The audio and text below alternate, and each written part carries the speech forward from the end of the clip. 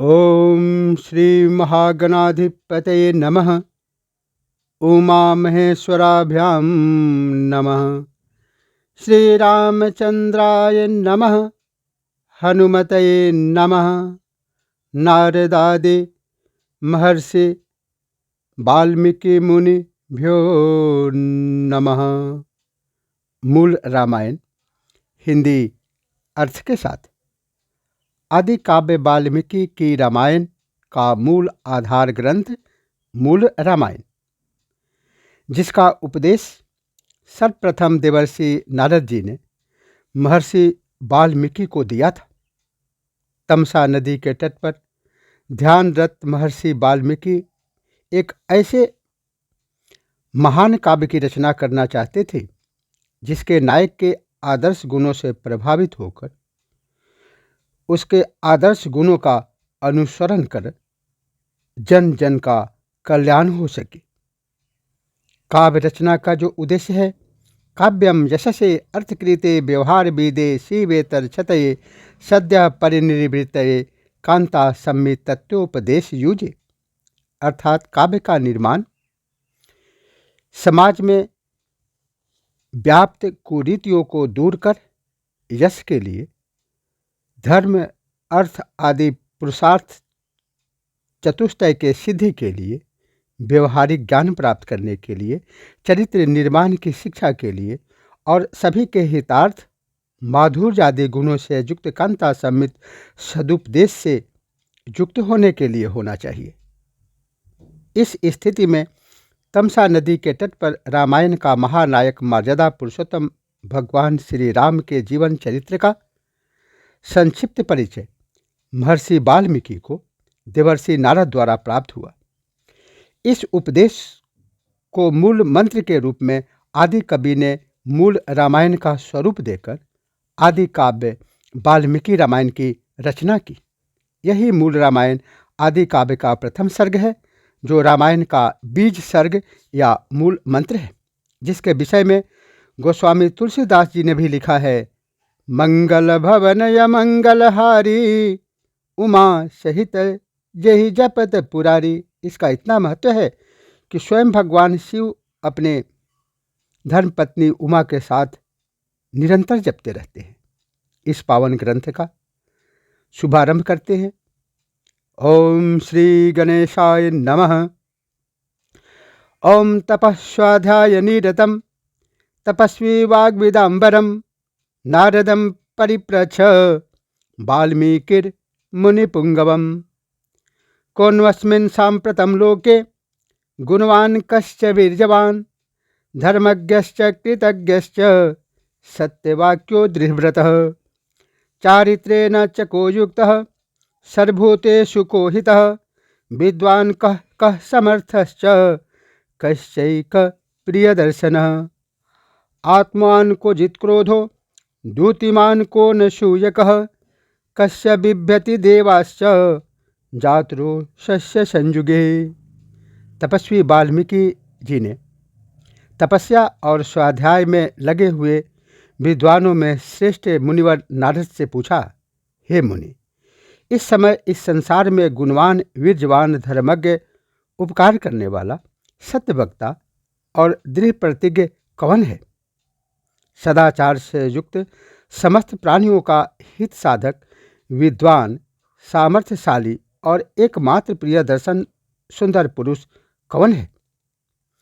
मन पर अधिकार रखने वाला, क्रोध को जीतने वाला, कांतिमान और किसी की भी निंदा नहीं करने वाला कौन है? तथा संग्राम में कुपित होने पर किससे देवता भी डरते हैं? एतदिच्छाम्यहं श्रोतुं परम कौतूहलं हि मे महर्षे त्वं समर्थोषि ज्ञातुमेवं विधं नरम्। श्रुत्वा च एतत् त्रिलोकज्ञो वाल्मीकि नारदो वचः श्रूयतामिति चामन्त्र्य प्रहिष्टो वाक्यमब्रवीत्। बहवो दुर्लभाश्चैव ये त्वया कीर्तिता गुणाः मुने वक्ष्याम्यहं बुद्ध्वा तैर्युक्तः श्रूयतां नरः। इक्ष्वाकु वंश प्रभवो रामो नाम जनैः श्रुतः नियतात्मा महावीर्यो द्युतिमान धृतिमान वशी। हे महर्षि, मैं यह सुनना चाहता हूँ। इसके लिए मुझे बड़ी उत्सुकता हो रही है और आप ऐसे महापुरुष को जानने में समर्थ हैं। महर्षि वाल्मीकि के इस वचन को सुनकर तीनों लोकों का ज्ञान रखने वाले नारद जी ने उन्हें संबोधित करते हुए कहा, अच्छा सुनिए। और फिर प्रसन्नतापूर्वक बोले, हे मुने, आपने जिन बहुत से दुर्लभ गुणों का वर्णन किया है, उनसे युक्त पुरुष को मैं विचार करके कहता हूँ, आप सुने। इक्ष्वाकु के वंश में उत्पन्न हुए एक ऐसे पुरुष हैं जो लोगों में राम नाम से विख्यात है। वे ही मन को वश में रखने वाले, महाबलवान, कांतिमान, धैर्यवान और जितेंद्रिय हैं।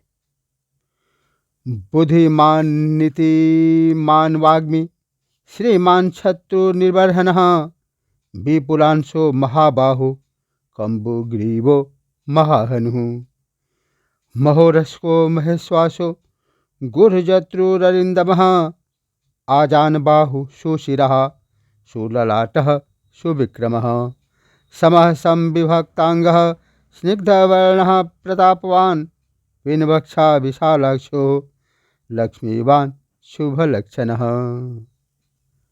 वे बुद्धिमान, नीतिज्ञ, वक्ता, शोभायमान तथा शत्रु संहारक हैं।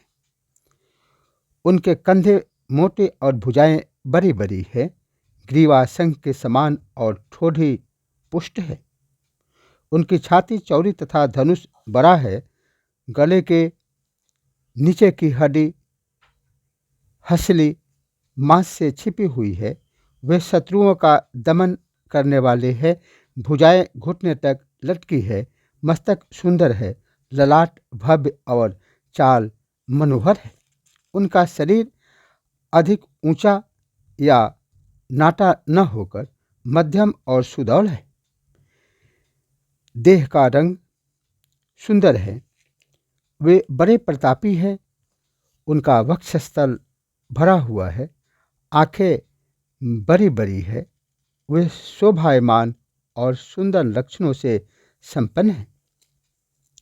धर्मज्ञ सत्यसंधस्य प्रजानां च हिते रतः यशस्वी ज्ञान संपन्नः शुचिर्वश्य समाधिमान् प्रजापति समः श्रीमान् धाता रिपुनिषूदनः रक्षिता जीवलोकस्य धर्मस्य परिरक्षितः रक्षिता स्वस्य धर्मस्य स्वजनस्य च रक्षिता वेद वेदांग तत्त्वज्ञो धनुर्वेदः च निष्ठितः सर्वे शास्त्र सर्वशास्त्रार्थ तत्त्वज्ञः स्मृतिर्मान् प्रतिभानवान् सर्वलोक प्रिय साधु दीनात्मा विचक्षणः।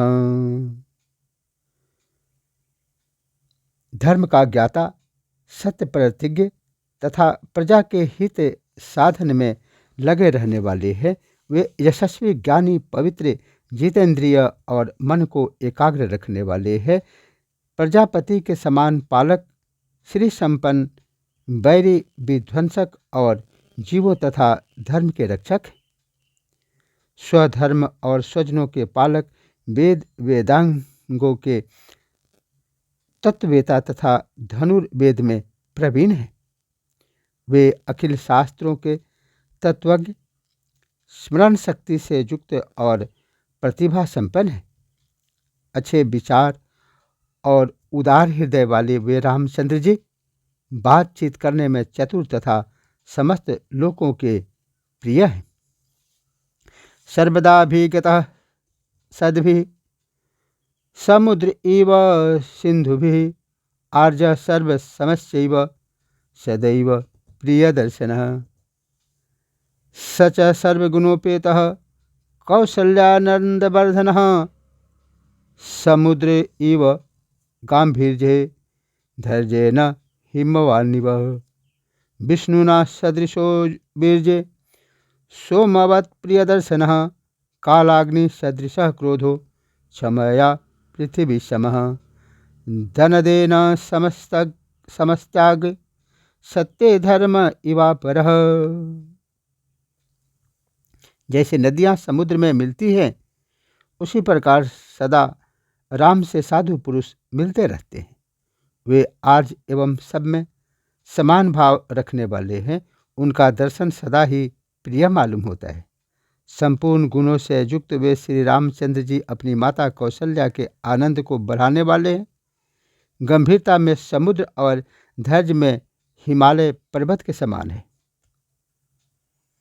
वे विष्णु भगवान के समान बलवान है। उनका दर्शन चंद्रमा के समान मनोहर प्रतीत होता है।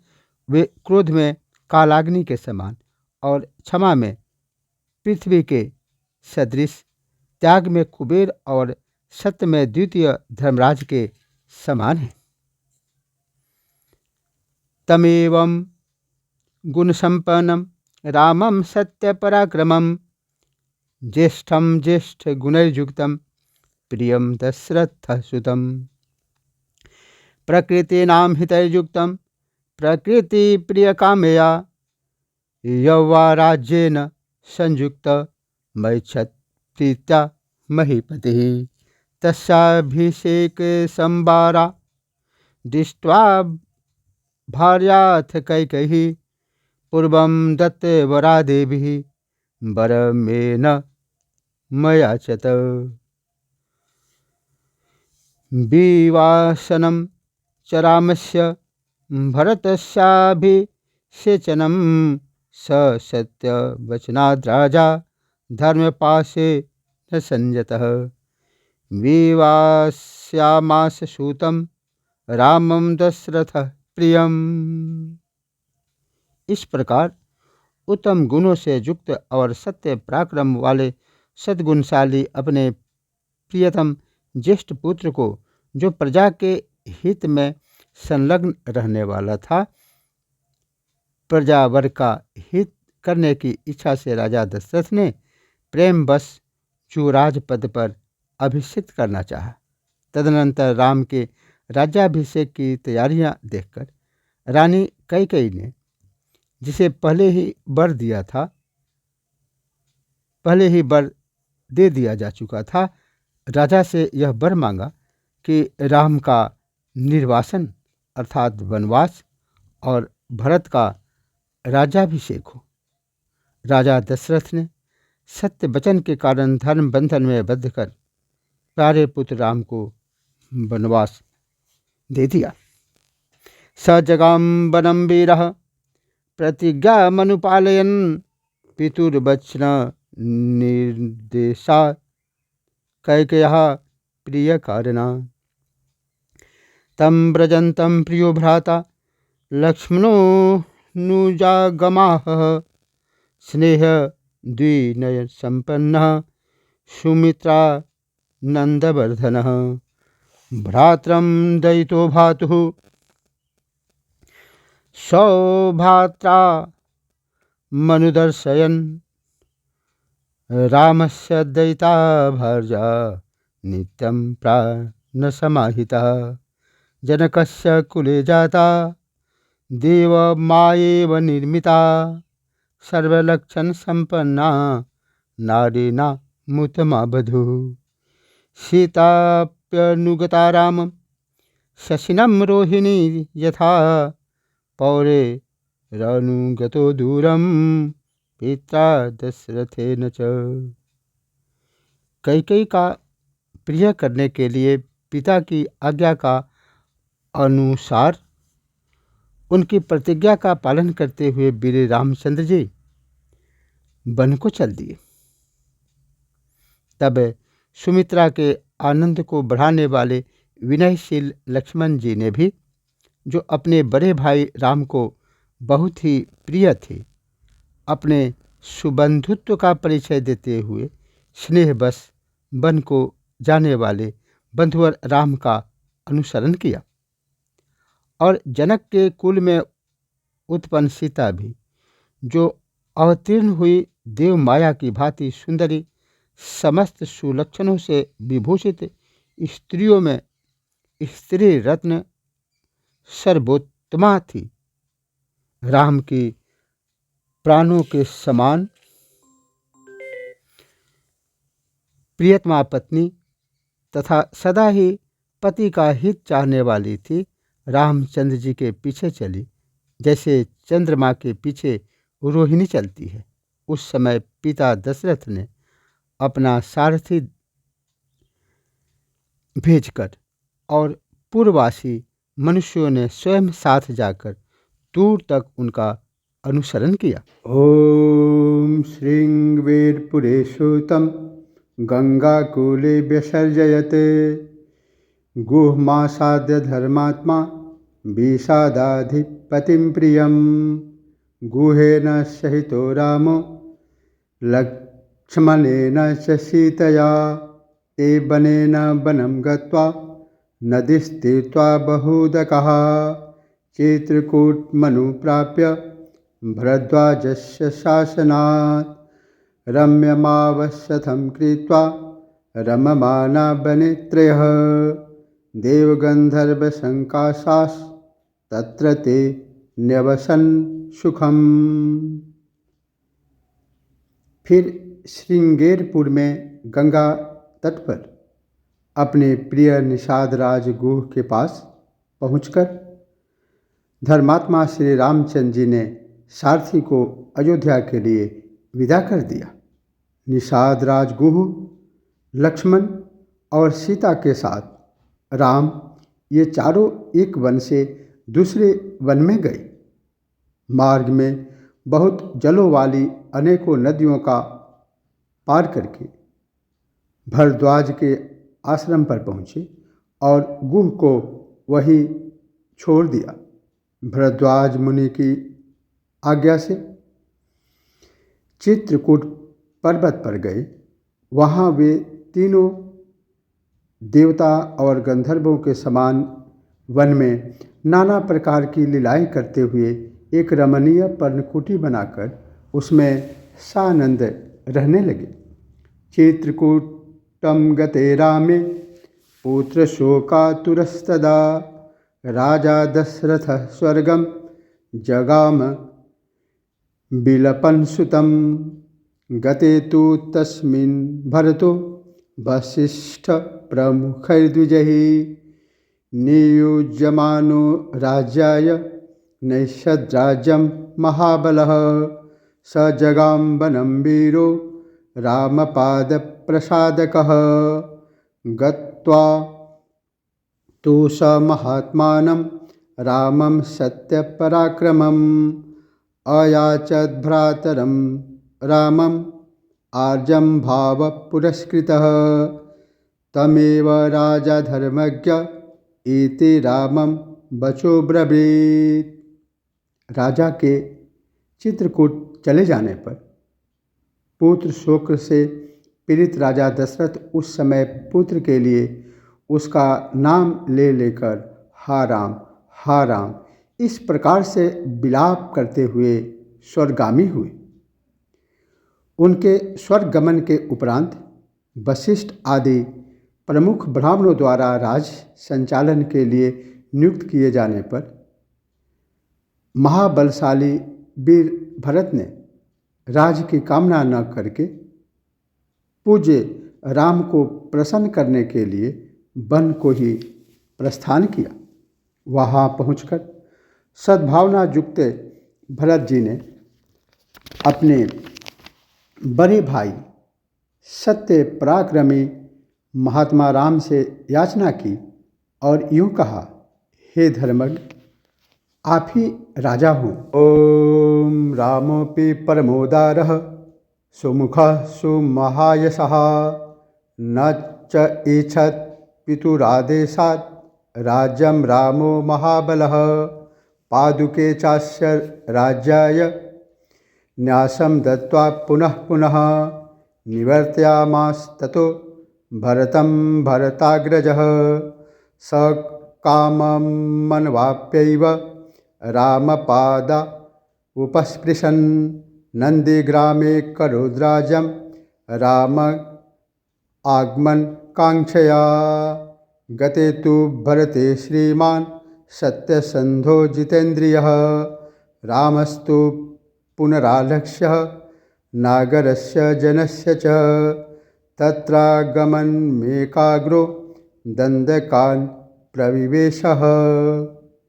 परंतु महान यशस्वी परम उदार प्रसन्न मुख महाबली राम ने भी पिता के आदेश का पालन करते हुए राज्य की अभिलाषा न की और उन भरताग्रज ने राज्य के लिए न्यास चिन्ह स्वरूप में अपनी खराउ भरत को देकर उन्हें बार बार आग्रह करके लौटा दिया। अपनी अपूर्ण इच्छा को लेकर ही भरत ने राम के चरणों का स्पर्श किया और राम के आगमन की प्रतीक्षा करते हुए नंदीग्राम में राज करने लगे। भरत के लौट जाने पर सत्य प्रतिज्ञ जितेंद्रिय श्रीमान राम ने वहाँ पर पुनः नागरिक जनों का आना जाना देखकर उनसे बचने के लिए एकाग्र भाव से दंडकारण्य में प्रवेश किया। प्रविश्यतु महारण्यम रामो राजीवलोचनः वीराधम राक्षसं हत्वा शरभंगम ददर्शः सुतीक्ष्णं चाप्यगस्त्यं च अगस्त्य भ्रातरं तथा अगस्त्य वचनाशैव जग्राह इंद्रम सरासनम खड्गं च परम प्रीतस् स्तूनि चाक्षय सायकौ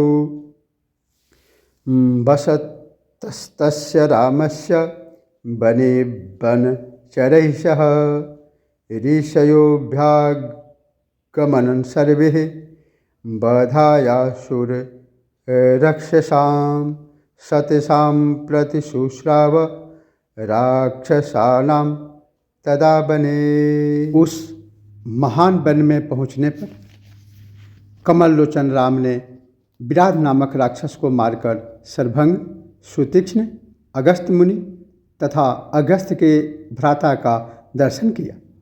फिर अगस्त मुनि के कहने से उन्होंने इंद्रधनुष, एक खड्ग और 2 तुनीर जिनमें बाण कभी नहीं घटते थे प्रसन्नतापूर्वक ग्रहण किए। एक दिन वन में वनचरों के साथ रहने वाले राम के पास असुर तथा राक्षसों के वध के लिए निवेदन करने को वहाँ के सभी ऋषि आए। ओम प्रतिज्ञातश्च रामेण वधः संयते रक्षसां ऋषीनामग्निकल्पानां दंडकारण्यवासिनां तेन तत्रैव वसता जनस्थाननिवासिनी विरूपिता शूर्पणखा राक्षसी कामरूपिणी। ततः शूर्पणखा वाक्या दुर्युक्तान् सर्वराक्षसान् खरं त्रिशिरसं चैव दूषणं चैव राक्षसं निजघान् रणे रामस्तेषां चैव पदानुगान् वने तस्मिन् निवसता जनस्थान निवासिनां रक्षसां निहन्तान्य सहस्राणि चतुर्दशः। उस समय राम ने दंडकारण्यवासी अग्नि के समान तेजस्वी उन ऋषियों को राक्षसों के मारने का वचन दिया और संग्राम में उनके वध की प्रतिज्ञा की। वहाँ ही रहते हुए श्री राम ने इच्छा अनुसार रूप बनाने वाली जनस्थान निवासिनी शूर्पणखा नाम की राक्षसी को नाक काटकर कुरूप कर दिया। तब शूर्पणखा के कहने से चढ़ाई करने वाले सभी राक्षसों को और खर, दूषण, त्रिशिरा तथा उनके पृष्ठपोषक सभी असुरों को राम ने युद्ध में मार डाला। उस वन में निवास करते हुए उन्होंने जनस्थानवासी 14,000 राक्षसों का वध किया। ततो ज्ञातिवधं श्रुत्वा रावणः क्रोधमूर्छितः सहायं वर्यामास मारीचं नाम राक्षसं वर्यमानः सुबहुशो मारीचेन च रावणः न विरोधो बलवता क्षमो रावण तेन ते।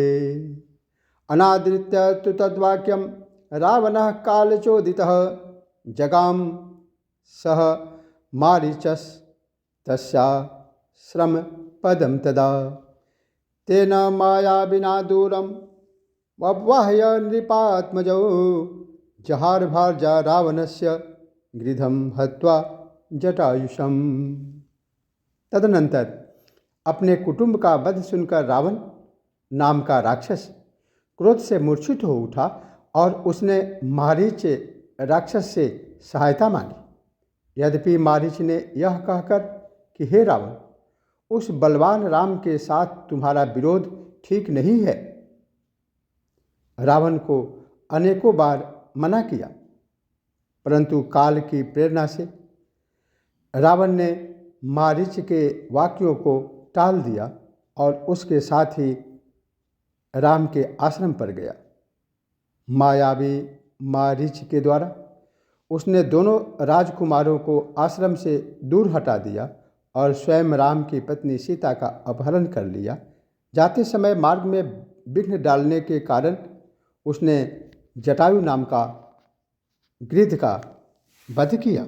गृधम च निहतम दृष्ट्वा हृतां श्रुत्वा च मैथिलीं राघव शोक संतप्तो बिललापाकुलेन्द्रियः ततस्तेनैव शोकेन गृधं दग्ध्वा जटायुषं मार्गमानो वने सीतां राक्षसं सन्तदर्शः कबन्धं नाम रूपेण विकृतं घोरदर्शनं तं निहत्य महाबाहुर्ददाह स्वर्गतः स चास्य कथयामास शबरीं धर्मचारिणीं श्रमणां धर्मनिपुणा मभिगच्छेति राघव। तत्पश्चात जटायु को आहत देखकर और उसी के मुख से सीता का हरण सुनकर रामचंद्र जी शोक से पीड़ित हो विलाप करने लगे। उस समय उनकी सभी इंद्रियां व्याकुल हो उठी थी। फिर उसी शोक से परे हुए उन्होंने जटायु गृध का अग्नि संस्कार किया और वन में सीता को ढूंढते हुए कबंध नामक राक्षस को देखा, जो शरीर से विकृत तथा भयंकर दिखने वाला था। महाबाहु राम ने उसे मारकर उसका भी दाह संस्कार किया, अतः वह स्वर्ग को चला गया। जाते समय उसने राम से धर्मचारिणी सबरी का पता बतलाया और कहा, हे रघुनंदन, आप धर्मपरायणा सन्यासिनी सबरी के आश्रम पर जाइए। शोभ्य गच्छन् महातेजः सबरीं शत्रुसूदनः सबर्या पूजितः सम्यक् रामो दशरथात्मजः पंपातीरं हनुमता संगतो वानरेणः हनुमद्वचनाचैव सुग्रीवेन समागतः सुग्रीवाय च तत्सर्वं संसद्रामो महाबलः आदिदस्तस्तद्यथावृतं सीतायाश्च विशेषतः सुग्रीवश्चापि तत्सर्वं श्रुत्वा रामस्य वानरः चकार शंखं रामेण प्रीतश्चैवाग्निसाक्षिकं ततो वानरराजेन वैरानुकथनं प्रति रामायावेदितं सर्वं प्रसादाय दुखेन च। शत्रुहंता महान तेजस्वी दशरथ कुमार राम सबरी के यहाँ गए। उसने इनका भली भांति पूजन किया। फिर वे पंपासर के तट पर हनुमान नामक वानर से मिले और उन्हीं के कहने से सुग्रीव के साथ भी मेल किया। तदनंतर महाबलवान राम ने आदि से ही लेकर जो कुछ हुआ था वह और विशेषतः सीता का वृतांत सुग्रीव से कह सुनाया। वानर सुग्रीव ने राम की सारी बातें सुनकर उनके साथ प्रेम पूर्वक अग्नि को साक्षी बनाकर मित्रता की। उसके बाद वानरराज सुग्रीव ने स्नेहवश बाली के साथ बैर होने की सारी बातें राम से दुखी होकर बतलाई। प्रतिज्ञातं च रामेण तदा बालीवधं प्रति। बालिनश्च बलं तत्र कथयामास वानरः। सुग्रीवः शङ्कितश्चासि नित्यं बीजेन राघवे। राघवत् प्रत्ययार्थं तु दुन्दुभे कायमुत्तमं। दर्शयामास सुग्रीवो महापर्वतसन्निभम्। उतस्य मीत्वा महाबाहु प्रेक्ष्य चास्ति महाबलः। पादाङ्गुष्ठेन चिक्षेपः सम्पूर्णं दशयोजनं। बिभेद च पुरस्तालान् सप्तैकेन महेशुनः। गिरिं रसातलं चैव जन्यन् प्रत्ययं तदा। उस समय राम ने बाली को मारने की प्रतिज्ञा की। तब सुग्रीव ने वहाँ बाली के बल का वर्णन किया, क्योंकि सुग्रीव को राम के बल के विषय में बराबर शंका बनी रहती थी। राम की प्रीति के लिए उन्होंने महान पर्वताकार दुंदुभि दैत्य का शरीर दिखलाया। महाबली राम ने तनिक मुस्कुराकर उस अस्थि समूह को देखा और पैर के अंगूठे से उसे 10 योजन दूर फेंक दिया। फिर एक ही महान बाण से उन्होंने अपना विश्वास दिलाते हुए 7 ताल वृक्षों को और पर्वत तथा रसातल को बीट डाला। ततः प्रीतमनास्तेन विश्वस्तः स महाकपिः किष्किन्धां राम सहितो जगाम च गुहां तदा। ततो अगर्जद्वरीवरः सुग्रीवो हेमपिङ्गलः। तेन नादेन महता निर्जगाम हरीश्वरः। अनुमान्य तदा तारां सुग्रीवेन समागतः। निजघां च तत्रैनं शरेणैकेन राघवः। ततः सुग्रीववचनाद्धत्वः बालिनं माहवे। सुग्रीवमेव तद्राजे राघवः प्रत्यपादयत्। स च सर्वान् समानीय वानरान् वानरर्षभः दिशः प्रस्थापयामास दिदृक्षुर्जनकात्मजाम्। तदनंतर राम के इस कार्य से महाकपि सुग्रीव मन ही मन प्रसन्न हुए और उन्हें राम पर विश्वास हो गया। फिर वे उनके साथ किष्किंधा गुफा में गए और वहाँ पर सुवर्ण के समान पिंगल वर्ण वाले वीरवर सुग्रीव ने गर्जना की। उस महानाद को सुनकर वानरराज बाली अपनी पत्नी तारा को आश्वासन देकर तत्काल घर से बाहर निकला और सुग्रीव से भिड़ गया। वहाँ राम ने बाली को एक ही बाण से मार गिराया। सुग्रीव के कथनानुसार उस संग्राम में बाली को मारकर उसके राज्य पर राम ने सुग्रीव को ही बिठा दिया।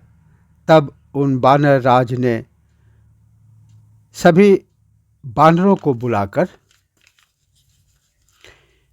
जानकी का पता लगाने के लिए उन्हें चारों दिशाओं में भेजा।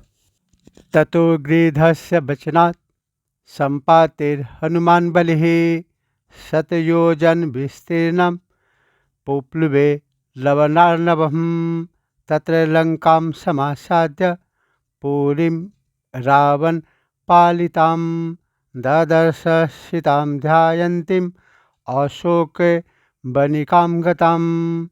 निवेदयित्वाभिज्ञानं प्रवृत्तिं विनिवेदय च समाश्वास्य च वैदेहीं मर्दयामास तोरणं। पंचसेनाग्रगान् हत्वा सप्तमन्त्रिसुतानपि शूर्पमक्षं च निष्पिष्य ग्रहणं समुपागमत्। हनुमान जी तत्पश्चात संपाति नामक गिद्ध के कहने से 100 योजन विस्तार वाले छार समुद्र को कूदकर लांग गए और वहाँ रावण पालित लंकापुरी में पहुंचकर अशोक वाटिका में सीता को चिंता मग्न देखा। तब उन विदेह नंदिनी को अपनी पहचान देकर राम का संदेश सुनाया और उन्हें सांत्वना देकर उन्होंने वाटिका का द्वार तोड़ डाला। फिर 5 सेनापतियों और 7 मंत्री कुमारों की हत्या कर वीर अक्ष कुमार का भी कचूमर निकाला। इसके बाद जानबूझकर ब्रह्मपाश में पकड़े गए। अस्त्रेणोन्मुक्तमात्मानं ज्ञात्वा पैतामहाद्वरात् मर्शयन् राक्षसान् वीरो यन्त्रिणस्तान्यदृच्छयः ततो दग्ध्वा पुरीं लङ्का मृते सीतां च मैथिलीं रामाय प्रियमाख्यातुं पुनरायान् महाकपिः शोभिगम्य महात्मानं कृत्वा रामं प्रदक्षिणं नवेदयदमेयात्मा दृष्ट्वा सीतेति तत्त्वतः ततः सुग्रीवसहितो गत्वा तीरं महोदधेः समुद्रं क्षोभयामासः शरैरादित्य सन्निभैः। ब्रह्मा जी के वरदान से अपने को ब्रह्मपाश से छूटा हुआ जानकर भी वीर हनुमान जी ने अपने को बांधने वाले राक्षसों का अपराध स्वेच्छानुसार सह लिया। तत्पश्चात मिथिलेश कुमारी सीता के स्थान के अतिरिक्त और विभीषण के स्थान के अतिरिक्त समस्त लंका को जलाकर वे महाकपि राम को प्रिय संदेश सुनाने के लिए लंका से लौट आई। अपरिमित बुद्धिशाली हनुमान जी ने वहां जा महात्मा राम की प्रदक्षिणा करके यूं सत्य निवेदन किया, मैंने सीता जी का दर्शन कर लिया है। इसके अनंतर सुग्रीव के साथ भगवान राम ने महासागर के तट पर जाकर सूर्य के समान तेजस्वी बाणों से समुद्र को क्षुब्ध किया। दर्शयामास चात्मानं समुद्र सरितां पतिः समुद्रवचना चैव नलं सेतुमकारयते तेन गत्वा पुरीं लंकां हत्वा रावणमहाहवेः रामः सीतामनुप्राप्य परां व्रीडामुपागमत् तामुवाच ततो रामः परुषं जनसंसदिः आमृष्यमाणा सा सीता विवेशज्वलनं सतिः ततो अग्निवचनात् सीतां ज्ञात्वा विगतकल्मषां कर्मणा तेन महता त्रैलोक्यं सचराचरं सं देवर्षिगणं तुष्टं राघवस्य महात्मनः। तब नदीपति समुद्र ने अपने को प्रकट कर दिया। फिर समुद्र के ही कहने से भगवान राम ने नल से पुल निर्माण कराया और उसी पुल से लंकापुरी में जाकर रावण को मार गिराया। फिर सीता के मिलने पर राम को बड़ी लज्जा हुई। तब भरी सभा में सीता के प्रति वे मनभेदी वचन कहने लगे। उनकी इस बात को न सह सकने के कारण साध्वी सीता अग्नि में प्रवेश कर गई। इसके बाद अग्नि के कहने से उन्होंने सीता को निष्कलंक माना। महात्मा रामचंद्र जी के इस महान कर्म से देवता और ऋषियों सहित चराचर त्रिभुवन संतुष्ट हो गया। ओम बभौ राम संप्रहृष्टः पूजितः सर्वदैवतैः अभिषिञ्च च लंकायां राक्षसेन्द्रं विभीषणं कृतकृत्यस्तदा रामो विजरः प्रमुमोदः देवताभ्यो वरं प्राप्य समुत्थाप्य च वानरान् अयोध्यां प्रस्थितो रामः पुष्पकेन सुहृद्वृतः भरद्वाजाश्रमं गत्वा रामं सत्यपराक्रमः भरतशान्तिके रामो हनुमन्तं व्यसर्जयते पुनराख्यायिकां जल्पन् सुग्रीव सहितस्तथा पुष्पकं तत्समारुह्य नंदीग्रामं यजौ तदा। फिर सभी देवताओं से पूजित होकर राम बहुत ही प्रसन्न हुए और राक्षस राज विभीषण को लंका के राज्य पर अभिषिक्त करके कृतार्थ हो गए। उस समय निश्चिंत होने के कारण उनके आनंद का ठिकाना न रहा। यह सब हो जाने पर राम देवताओं से वर पाकर और मरे हुए वानरों को जीवन दिलाकर अपने मित्रों के साथ पुष्पक विमान पर चढ़कर अयोध्या के लिए प्रस्थान किए।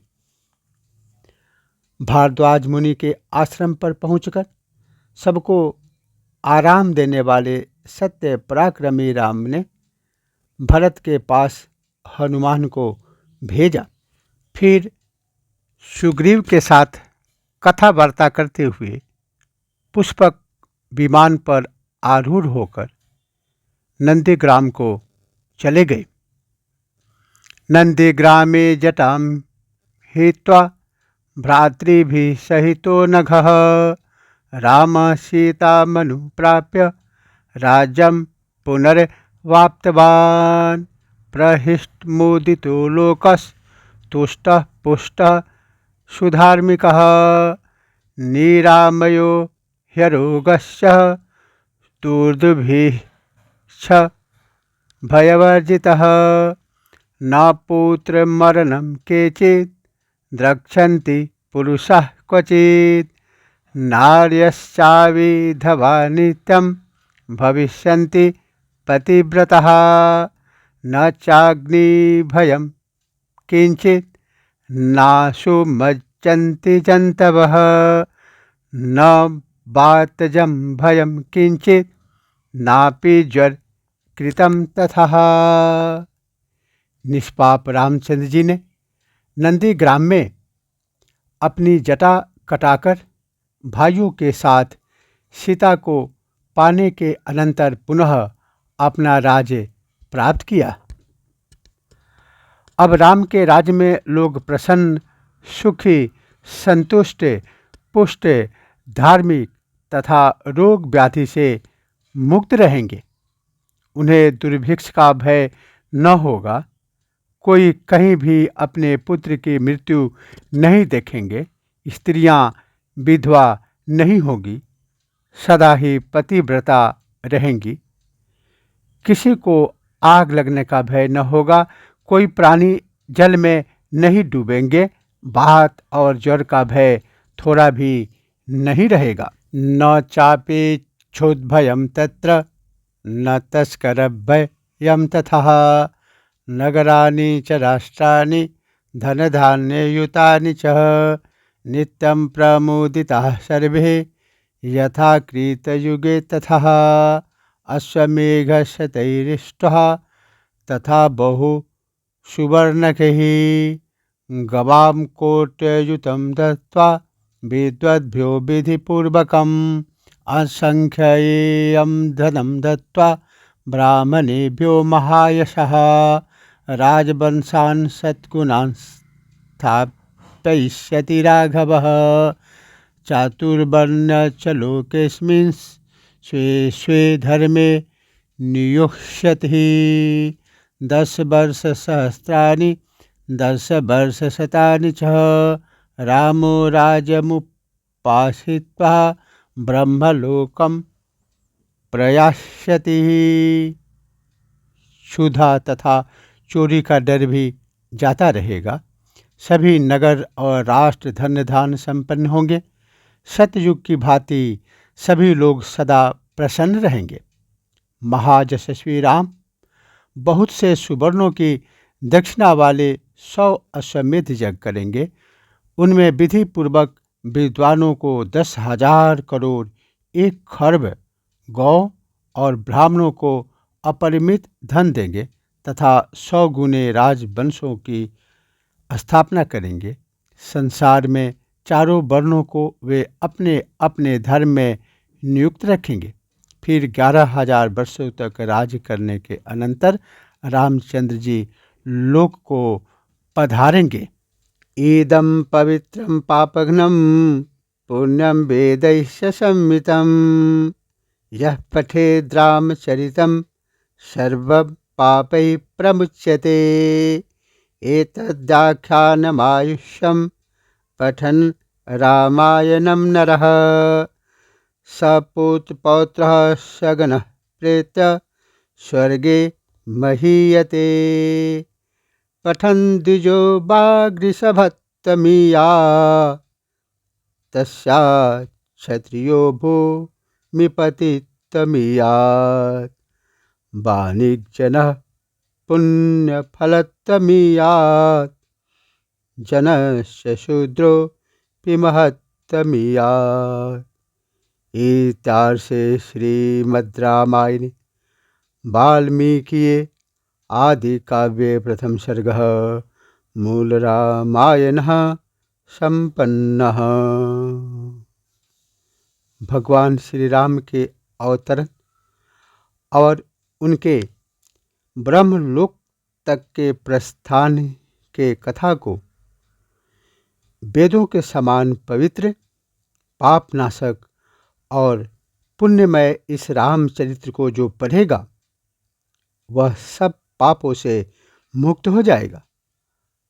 आयु बढ़ाने वाले इस रामायण कथा को पढ़ने वाला मनुष्य मृत्यु के अनंतर पुत्र, पौत्र तथा अन्य परिजन वर्ग के साथ ही स्वर्गलोक में प्रतिष्ठित होगा। इसे ब्राह्मण पढ़े तो विद्वान हो, क्षत्रिय पढ़ता हो तो पृथ्वी का राज्य प्राप्त करे, वैश्य को व्यापार में लाभ हो और शूद्र प्रतिष्ठा प्राप्त करे। इस प्रकार श्रीमद् रामायण में वाल्मीकि आदि काव्य में प्रथम सर्ग का यह मूल रामायण पाठ संपन्न हुआ।